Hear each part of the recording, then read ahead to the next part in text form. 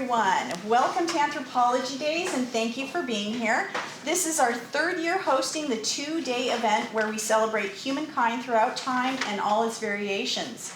Anthropology is the holistic study of us, our past, our present, and our potential future.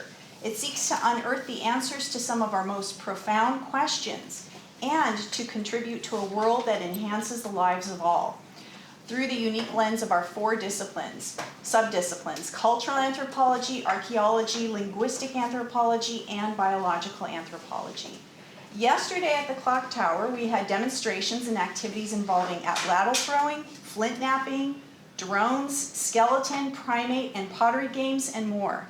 Today, we are excited to extend the event for guest presentations covering ethnic studies, American Indian studies, and the four fields in anthropology.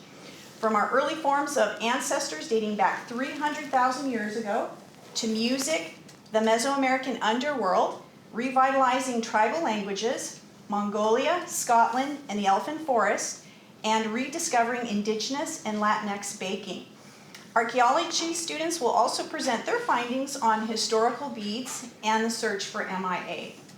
I believe you will find these presentations interesting and inspiring as they show our shared humanity and the wonderful diversity that makes up our world.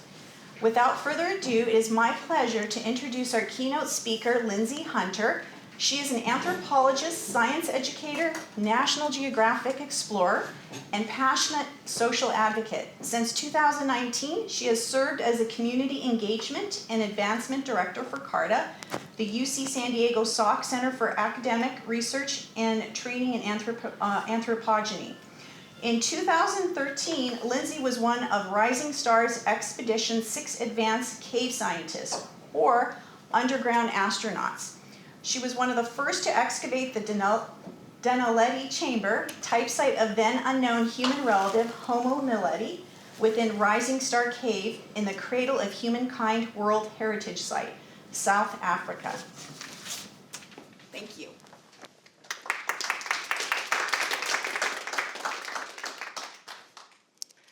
Thank you for that introduction.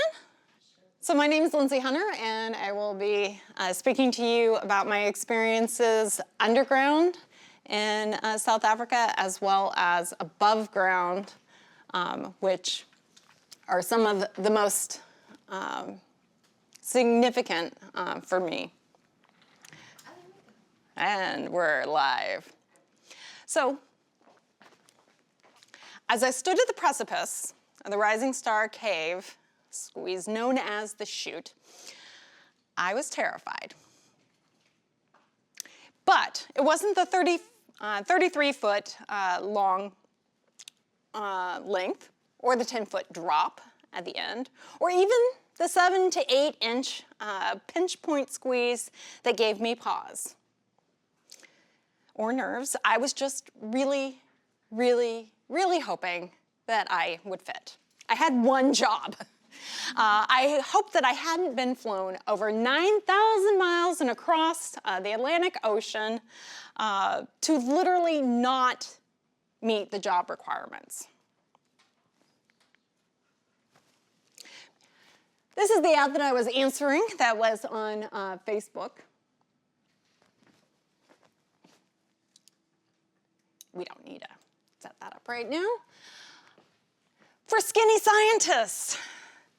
And less than a month later, social media had transported me to the Cradle of Humankind in South Africa, in the area of Johannesburg, just about 30 miles northwest of that region, to a 180 square mile region known as the Cradle of Humankind, which is actually part of a serial UNESCO World Heritage Site inscription, which was named in 1999, which includes the sites within Gauteng province, as well as Taung and the site of Mokopane, which are Taung in Northwest Province and Mokopane in Limpopo.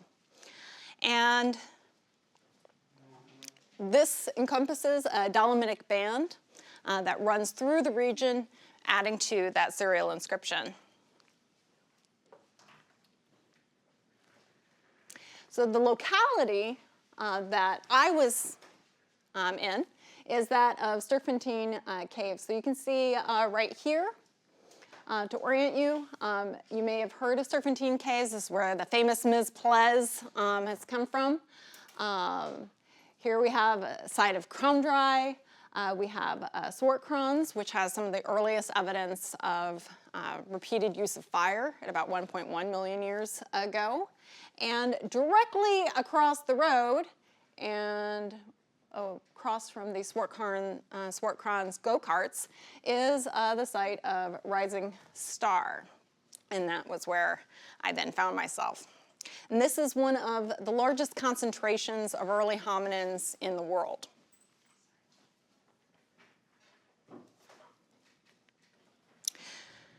Specifically, I found myself within the Rising Star cave system.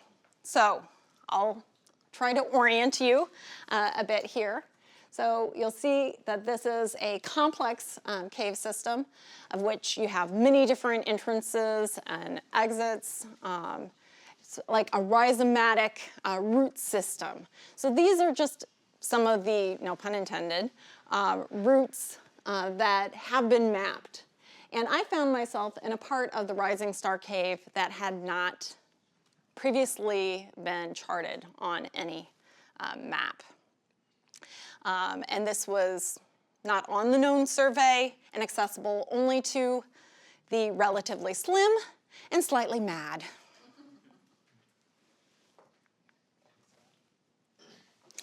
But using a cave survey or even this 3D scan of the cave route that led me through to that moment standing above the chute is still pretty disorienting, right? I mean, this looks like clouds.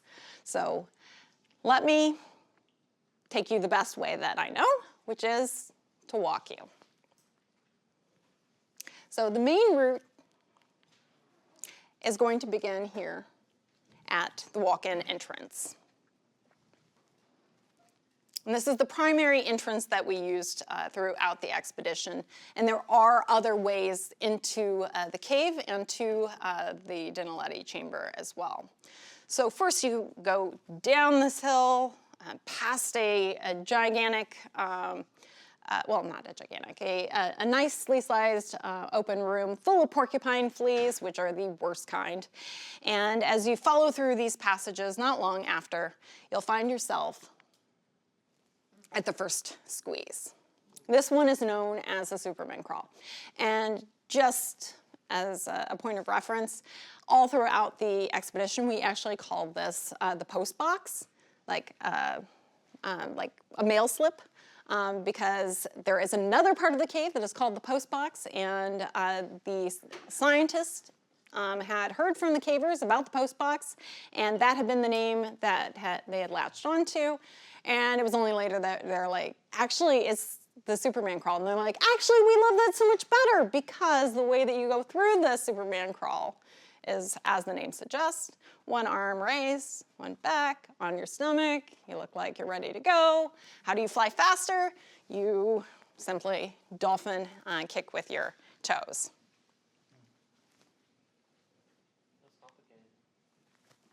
Super fun.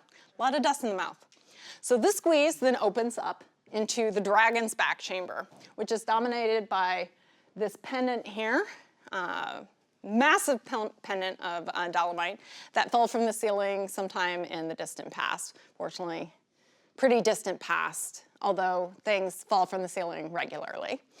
And this is climbed, like creeping up the back or spine of a dragon. So as you creep along the top of this spine here, up at the top, there's actually a precipice where you have a leap of faith that you must take. It's only about 1.5 feet, but there's nothing to hold on to. You're not anchored to anything. And all you have to do is probably just like, if you were taller than me, is you just step across. But that's your first introduction to what you're looking forward to. So then after passing through this space, which is not so far, but surely calamitous if you lose your footing, After a brief dodge of outcroppings, do you reach the insignificant-looking crack in the ground, the one that I now faced. And below me awaited the assignment for which I had been chosen.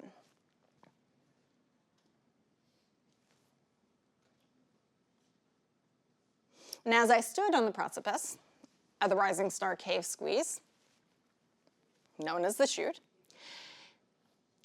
I then couldn't figure how to get down. So I just let gravity do the rest for me. And we'll see if this is gonna play.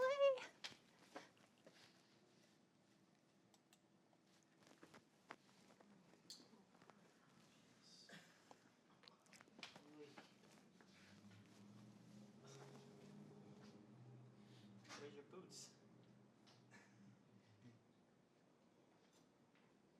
You have more surprises awaiting you.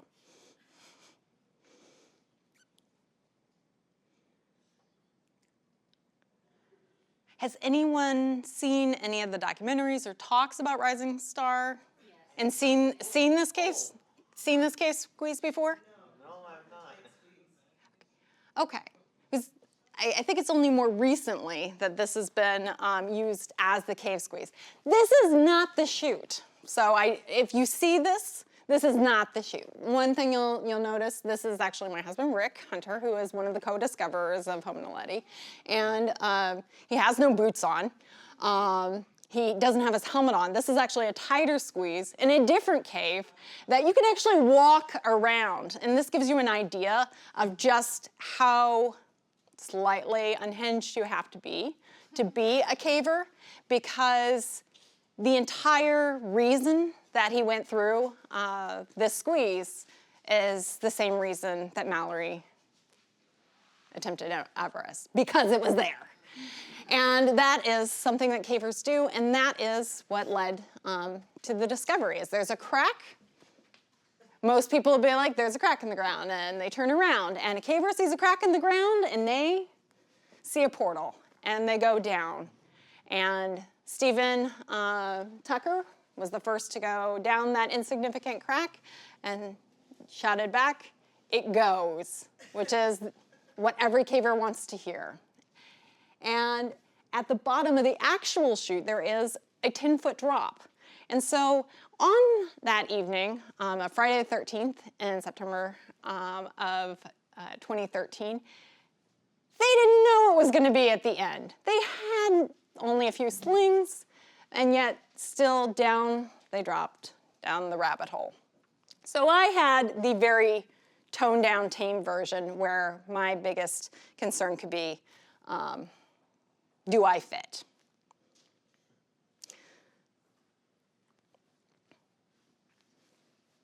And I had been brought there as one of 6 advanced cave scientists, or underground astronauts, as we were given the sobriquet by Lee Berger, because, well, here we are recreating, I guess, from movie right stuff. I have not seen this, that looking like we're astronauts. These are actually, it's really funny because the jumpsuits that we're wearing are the same ones that are used by trash collectors in South Africa. So it looks like really magnificent here, and everyone else is like, you're all trash collectors. And we're like, that's actually so accurate. So I kind of love that. And it's very easy in a situation such as this to get disconnected. So the underground astronaut idea is, for those of you who've seen the movie The Abyss or have seen any of these tropes where you have one crew that's working distantly and one that is working down on the ground, is that you may be on the same team, you may be communicating, but you're having essentially very, very different experiences. And it's very easy down in the Denaletti chamber. So spoiler alert, I did make it down, I did fit. That it's as though time has stopped, and that's the only thing there. We were during the rainy season, we had terrible storms that would go above ground that with lightning that would strike the tents. We would have the tents blow over. We had an earthquake. We had all of these like dramatic things that were happening. And here we were just below ground, just carrying on. And this is something that I see also in a lot of research, is that it's very often easy, no matter what field of research you're in, to become so focused on the research questions and the things in front of you that you're in your own world and you're in a bubble, and it's hard to see outside of that and to imagine outside of your research question. And surely this was a discovery of international importance, because the announcement says it, and it is true. And to find yourself on posters that are around campus, and I even once walked in on an activity where people were putting together a literal puzzle of this picture. They're working on my face because that was the easiest part, because the dolomite was hard. And I was like, so I totally get that. Is so weird, but it also serves to put you as that disconnect and back into this kind of bubble.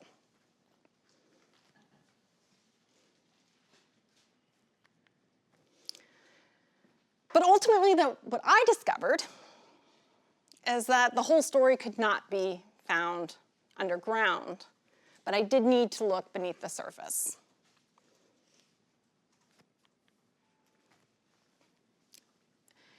And ultimately, where I did actually fit best was with the vibrant, living community that lived in and around the caves in South Africa. And that brought me outside of that bubble. And the way that that improved my research and helped me to ask better questions is too big for me to even be able to describe. And these are just some of the experiences that I have here. So this is like at the MC Carby Special School for the Deaf, where we're working collaboratively with Voice Out Deaf to create signs for the different fossils that we were so easily speaking about, because you can only fingerspell Australopithecus so many times before you literally can't have a conversation about the fossils. You're just fingerspelling. And so these are things I would never have even considered without speaking with the community around me. Bringing stories of Mapungubwe to the children's homes at Livelands area. Having Marapeng, the official visitor center, taking them out to other areas outside of the cradle, like the Biko Museum. Working with KNAV conservation to speak about how the past and the present intersect with one another, and how what's happened in the past has created our future, our present, and how what we're doing in the present is going to affect the future. This is my friend Denaletti. He actually passed during COVID, but who had helped us to also work to develop better programs and speak to communities better. And so, even more than the scientific branches of the human family tree, my teachers, Nat Geo, Msuka, Public Paleoanthropology Project, because I named it, and so that's why it's so super long. But Msuka, meaning beginning root origin in Zulu, a Cradle Ambassadors program, my fabulous friends and teachers through that, KNEV, Conservation, Live Land Syria, Children's Home Merapeng, MC Carbice Special School for the Deaf, Voice Out Deaf, the Westbury Youth Center, and so many other people and places that they brought me back to what led me to anthropology in the first place, which is the people. And Ubuntu, as I am because we are. And I remain grateful to the 2013 Rising Star expedition that brought me to this place in my life, and to my husband, Rick Hunter. So this is Rick Hunter and Stephen Tucker, who are the co-discoverers of the Homo naledi fossils. And that's discovery story is theirs and not mine. They said, hey, go dig up. I do. I fetch. And every day, I thank the impulse that drove me to apply for a Facebook ad looking for skinny scientists so that I could meet the South Africans that bring life to the cradle of humankind and make it more than just stones and bones. So you can reach out to me if you have any questions. I would love to hear from you at CARTA. And my email is there, khunter@ucsd.edu. And I hope that you will join us as well on Friday for our symposium, just free at Salk. And thank you for your attention and for being here today.